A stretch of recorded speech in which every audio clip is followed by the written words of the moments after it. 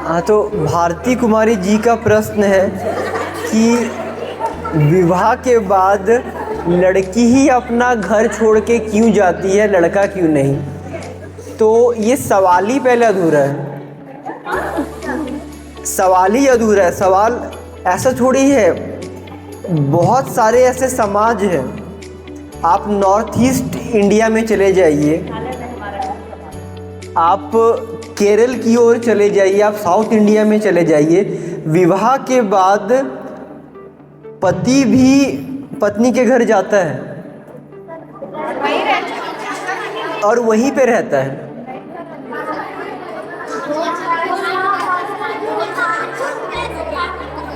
झारखंड में क्यों होता है? तो चलिए ये सवाल हम लोग करते हैं कि भारती कुमारी जी का सवाल है कि झारखंड में विवाह के बाद महिला को ही हमेशा पुरुष के घर में क्यों जाना पड़ता है। तो इसका जवाब है कि जिस समाज में जो मजबूत होता है वो अपने ही घर में रहता है। समाज में दो चीज तो होगा ना, एक मजबूत और एक कमजोर। तो कमजोर मजबूत के यहाँ जाएगा या मजबूत कमजोर के यहाँ जाएगा? तो झारखंड में लगभग जो अभी वर्तमान में महिलाएं हैं वो उतनी मजबूत नहीं है। तो इसीलिए महिलाओं को ही विवाह के बाद घर छोड़ के जाना पड़ता है पुरुष के यहाँ। इसमें देखिए दो चीज़ें हैं, डायरेक्ट मजबूत नहीं बन जाना है। इसमें देखिए आपका जो पूरा समाज है, और समाज क्या है? बरगद का पेड़ सरकट्टा, उससे लड़ना बहुत मुश्किल है। तो इसीलिए आज झारखंड में ऐसे बहुत सारे विवाह हो रहे हैं जिसमें अगर लड़का थोड़ा सा पढ़ा लिखा है, लड़की थोड़ा सा पढ़ी लिखी है, तो दोनों जहाँ भी काम कर रहे होते हैं वहीं पे वो बस जाते हैं। क्योंकि समाज में जब आप वापस आइएगा तो समाज तो यही कहता है कि महिला कहीं भी कुछ काम कर रही हो, कितनी पढ़ाई लिखाई कर रही हो, लेकिन उसको अपने पति के घर ससुराल आके ही घर संभालना होता है। तो इस समस्या को टैकल ये एकदम उल्टा नहीं हो पाएगा। ये जहाँ भी उल्टा हुआ है उन समाज में बहुत सारी क्रांतियाँ पहले हो गई हैं। जैसे नॉर्थ ईस्ट का हमने नाम लिया, केरला का हमने नाम लिया, तो उनमें बहुत सारी क्रांतियाँ हुई है, उसके बाद महिलाओं को वो ताकत मिली है ना।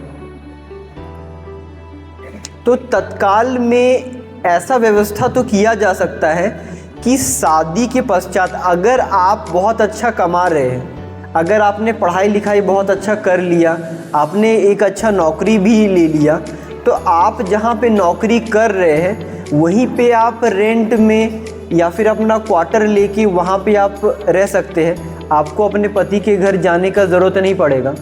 लेकिन अगर आप पढ़ाई लिखाई नहीं कर रहे हैं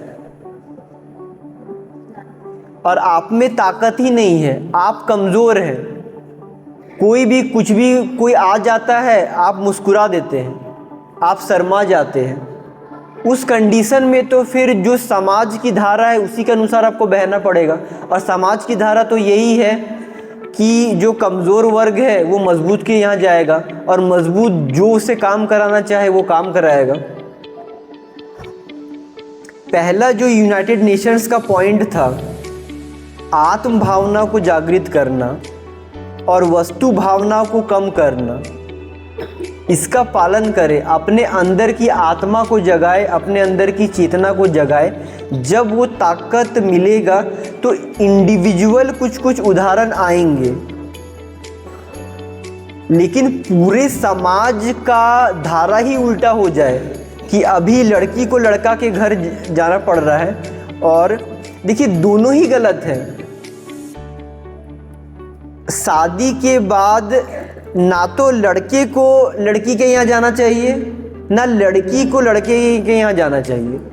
शादी के बाद दोनों परिवारों में, दोनों इंडिविजुअल्स में ये डिसीज़न होना चाहिए कि किसका घर ज़्यादा सही है, किसका घर में ज़्यादा रिसोर्स है, कहाँ हम लोग साथ में घर बना सकते हैं जिससे कि दोनों परिवार का विकास हो सके। वास्तविक में जो शादियाँ होती है, जो बहुत कम होती है, असली चेतना केंद्रित शादी वैसे ही होगी जिसमें दोनों परिवार का भला होगा। नहीं तो कोई अगर किसी के घर में जा रहा है तो वो शोषण ही है। लड़का भी अगर लड़की के घर चले जाए तो वो भी शोषण है। लड़का भी तो आगे बढ़ने के लिए बना है ना, जिस तरह लड़की बनी है। तो दोनों ही शोषण के नियम हैं, तो दोनों ही शोषण से आपको आगे बढ़ना है। और विवाह के पश्चात, विवाह का मतलब थोड़ी है घर संभालना। घर संभालने के लिए बार बार मैंने जोर दिया है, एक स्टाफ काफ़ी है। घर के जो बूढ़े लोग हैं या जो भी लोग हैं, सब आपस में काम का बंटवारा कर ले कि एक व्यक्ति के ऊपर भार नहीं आ जाए, चाहे वो लड़की हो या लड़का हो, तब वो चेतना केंद्रित विवाह है। तो चेतना केंद्रित विवाह में जिसके काम का बंटवारा किया जाता है, स्थान का चयन चेतना के आधार पे किया जाता है कि कहाँ पे हम लोग रहे, कहाँ पे विकास हो। तो चेतना केंद्रित विवाह की ओर हमें बढ़ना चाहिए समाज को। धन्यवाद।